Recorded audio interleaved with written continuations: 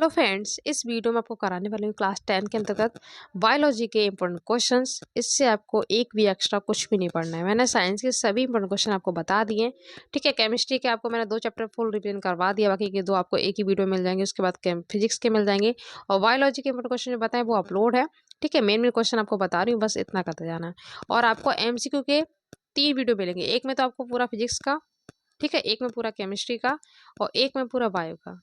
3 video मिलेंगे। ठीक है, 3 में से आपको कुछ भी एक्स्ट्रा और नहीं पढ़ना है। 20 की 20 आपके MCQ कवर हो जाएंगे। ठीक है, बाकी न्यूमेरिकल के वीडियो अपलोड हैं, फिजिक्स के वो आप न्यूमेरिकल कर लीजिए। बाकी मैं आपको रिवीजन करवा रही हूँ और एक एक क्वेश्चन मैच होगा। जिस तरीके से हिंदी का मैच हुआ है, मैंने प्रूफ के साथ आपको दिखाया भी है, ऐसे आपका साइंस का होगा। मैथ के मैंने इंपॉर्टेंट क्वेश्चन बताई दी। मैथ का मॉडल पेपर आपको आज ही मिल जाएगा शाम तक। पर थोड़ी सी तबीयत ठीक नहीं, इसलिए नहीं मिला। और इस वीडियो को लाइक शेयर कर दिया करो, क्योंकि रिस्पॉन्स ज़्यादा अच्छा नहीं आता है। रात में मुझे एक 2 बज जाता है, ठीक है, तब जाके आपको ये वीडियो मिल पाते हैं। और रिस्पॉन्स भी ज़्यादा अच्छा नहीं आता है। जितने ज़्यादा बच्चे देखते हैं ना, तब ज़्यादा खुशी होती है। बट कोई नहीं, जितने की हेल्प हो रही है उतना मेरे लिए सफिशियंट है। तो चलिए देख लेते हैं। आपको देखो, बायोलॉजी में अंतर बहुत पूछे जाते हैं, तो मैं आपको मेन क्वेश्चन जो बता रही हूँ वो आप कर लीजिएगा। ठीक है, इसके एक्स्ट्रा आपको कुछ भी नहीं पढ़ना है अंतर में। ठीक है, तो पहला है ऑक्सीशोषण और अनऑक्सीशोषण में अंतर। तो यहाँ पे नाम से आप समझ सकते हैं कि ऑक्सी है तो इसमें ऑक्सीजन की आवश्यकता होगी। अनऑक्सी मतलब नहीं, तो इसमें ऑक्सीजन की आवश्यकता नहीं होती है। ठीक है, ध्यान, इस श्वसन में ऑक्सीजन की आवश्यकता होती है, इसमें आप लिख देंगे इसमें ऑक्सीजन की आवश्यकता नहीं होती है। अपनी लैंग्वेज में करेंगे। ठीक है, आपको कोई भी रट्टा नहीं मारना है, बस अपनी भाषा में आपको समझते जाना है इस। और ये 4 मार्क्स में आता है। ठीक है, तो सेकंड पॉइंट है, इसमें श्वसनीय पदार्थ का पूरा ऑक्सीकरण हो जाता है, इसमें नहीं होता है। इसमें अंतिम उत्पाद क्या बनते हैं? कार्बन डाइऑक्साइड बनता है और जल बनता है। और इसमें क्या बनता है? एथिल अल्कोहल बनता है और इसमें भी CO2। ठीक है, ये अधिकतर जीवों में ही होता है और ये सूक्ष्म जीवों में और अन्य जीवों में होता है। ठीक है, कर देंगे, है ना। इसमें ग्लूकोज के एक अणु में कितनी किलो कैलोरी ऊर्जा निकलती है? 673। और इसमें निकलती है 27। ध्यान रखना, अनऑक्सी में कितनी निकलती है? 27 किलो कैलोरी। इसमें 673 मतलब 673 किलो कैलोरी ऊर्जा निकलती है। तो ये हो गया पूरा कंप्लीट। नेक्स्ट है, ये क्रिया कोशिकाओं के बाहर होती है, इसमें आप लिखेंगे अंदर होती है। ठीक है, इसमें एंजाइमों की आवश्यकता नहीं होती है, इसमें होती है। इस क्रिया में ऊर्जा उत्पन्न नहीं होती है, आप लिख देंगे श्वसन में होती है। ये केवल भौतिक क्रिया होती है और ये जैव रासायनिक क्रिया होती है। श्वसन कैसी क्रिया है? जैव रासायनिक है, जबकि ये है भौतिक क्रिया। ठीक है, ये हो गया 4 मार्क्स में। अब देख लेते हैं श्वसन और दहन में। श्वसन और दहन में देख लेते हैं। यह एक जैविक क्रिया जो केवल सजीव कोशिकाओं में होती है। ये जैविक क्रिया नहीं है। ठीक है, इसका मतलब होता है जलना। ठीक है, यह कई चरणों में संपन्न होती है और यह एक रासायनिक प्रक्रिया है। ध्यान रखना, ये रासायनिक प्रक्रिया है ना।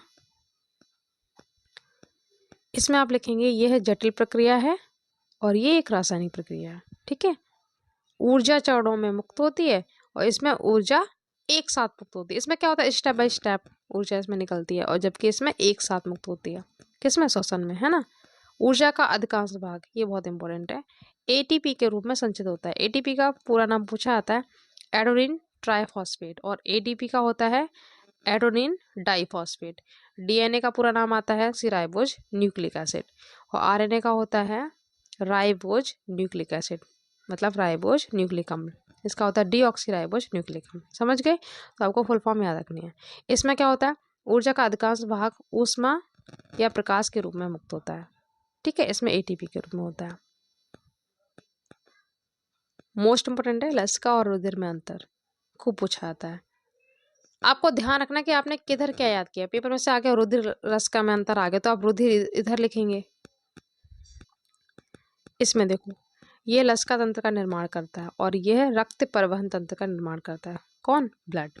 इसमें RBC नहीं पाई जाती, मतलब इसमें रेड ब्लड सेल्स नहीं पाई जाती हैं, इसमें पाई जाती हैं।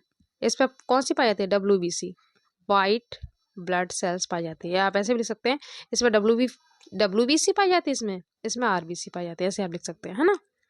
ये रंगहीन होता है, क्योंकि देखो वाइट ब्लड सेल्स रंगहीन, इसमें कोई कलर नहीं होता है, जबकि इसमें रेड होता है।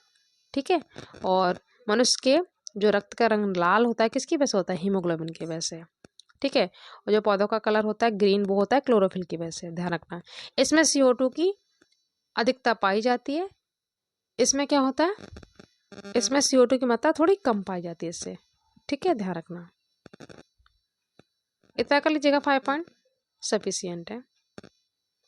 तो ईजिली आप कर लेंगे नाम से। इसमें लसिका है तो आप लिख देंगे लसिका तंत्र का निर्माण, रुधिर है तो आप लिख देंगे रक्त परिवहन तंत्र का निर्माण होता है। अब ब्लड है तो उसमें क्या होगा, रंग होगा, लाल रंग का होता है और ये रंगहीन होता है। इसमें WBC पाई जाती हैं, या आप ऐसे भी सकते हैं इसमें RBCS नहीं पाई जाती जबकि इसमें पाई जाती हैं। ठीक है, ऐसा आप याद करेंगे तो आपको याद आ जाएगा। और रुधिर में ऑक्सीजन की मात्रा ज़्यादा होती है, इसमें कम होती है। इसमें CO2 की मात्रा ज़्यादा होती है, इसमें कम होती है। ऐसे आप कर लेंगे। धमनी सिरा में अंतर बहुत इंपॉर्टेंट है। धमनी की जो दीवारें होती हैं बहुत ही मोटी होती हैं, पेशी व लचीली होती हैं। इसकी पतली व लचीली होती हैं। इसमें मोटी लिख देंगे, इसमें पतली व लचीली। ठीक है, ये रुधिर को, बहुत इंपॉर्टेंट पॉइंट है ये, जो ब्लड होता है ना उसको हृदय से अंगों की ओर ले जाती है। कौन, धमनियाँ। जबकि जो सिराएं होती हैं वो रुधिर को शरीर के अंगों से हृदय की ओर लाती हैं। ये हृदय की ओर लाती हैं, जबकि ये हृदय से अन्य भागों में ले जाती हैं। कौन, धमनियाँ। ठीक है, इनकी जो गुहा होती है वो सकरी होती है और इनकी चौड़ी होती है। 4 पॉइंट कर लीजिएगा।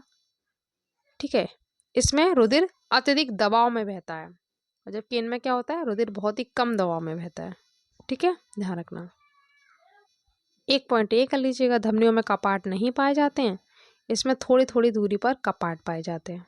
ठीक है, अब ये देख लेते हैं अंतःस्रावी ग्रंथियां और बहिस्रावी ग्रंथियां। ठीक है, इसके एग्जाम्पल बहुत पूछे आते हैं, इसमें आप अपनी भाषा में करेंगे। ठीक है, अंतःस्रावी में क्या होता है, कोई भी नलिका नहीं पाई जाती। अपनी भाषा में करेंगे, इसमें कोई भी नलिका नहीं पाई जाती है। इन ग्रंथियों में कोई ना कोई नलिका जरूर होती है। ठीक है, तो इसमें आप लिख देंगे नलिका युक्त होती हैं ये। ठीक है, ये नलिका विहीन होती है, मतलब इसमें नलिका नहीं पाई जाती है, ध्यान रखना। ओके, और इसमें लिख देना हार्मोन्स का प्राय एक विशिष्ट लक्ष्य, अंग तथा महत्वपूर्ण कार्य होता है। ठीक है, इसमें आप लिख देंगे इनका जो स्राव होता है इनका कार्य सामान्यतः उसी स्थान पर सीमित होता है जहां उसे ये पहुंचा जाता है। हार्मोन शरीर में संचित नहीं होते हैं और ये संचित रह सकते हैं। एग्जाम्पल बहुत इंपॉर्टेंट है, एग्जाम्पल आप देख लीजिए। पूछ लेगा थायराइड कौन सी ग्रंथि है, तो अंतःस्रावी है। थाइमस, सारी ये अंतःस्रावी है। ठीक है, ध्यान रखना। और बहिस्रावी ग्रंथियां कौन सी हैं, यकृत हो गया, स्वेद और लार ग्रंथियां। ठीक है, एक क्वेश्चन आता है लार में कौन सा एंजाइम पाया जाता है, तो टाइलिन होता है। कितनी जोड़ी लार ग्रंथियां होती हैं, 3 जोड़ी होती हैं, ध्यान रखना। MCQ आपको करवाऊंगी तो वहां पे क्लियर हो जाए। मोस्ट इंपोर्टेंट, ये आपको 11th क्लास में भी मिलेगा। ठीक है, 12th में भी। पुष्प में, एक ही पुष्प में या एक ही पौधों के 2 पुष्पों के बीच होता है। ठीक है, और ये पर परागण क्या होता है, क्रॉस पॉलिनेशन, 2 अलग अलग पौधों पर लगे फूलों के बीच होता है। ठीक है, ध्यान रखना। ठीक है, इसमें किसी बाहरी साधन की आवश्यकता नहीं होती है। इसमें क्या होता है, वायु, जल, कीट, जंतु की आवश्यकता होती है, इसके माध्यम से होता है। ठीक है, उसके बाद इसमें आप लिखना 100 परागण के लिए एक ही पुष्प के पुमंग और जायंग एक साथ परिपक्व होते हैं। ठीक है, इसमें अलग अलग समय पर होते हैं, ध्यान रखना। इसमें पुष्प छोटे तथा कम आकर्षक होते हैं। ठीक है, और इसमें कैसे होते हैं, चटकीले होते हैं, चटकीले रंग के होते हैं। ठीक है, और इनमें मकरंद होता है और इसमें मकरंद नहीं होता है। अब देख लेते हैं परागण और निषेचन।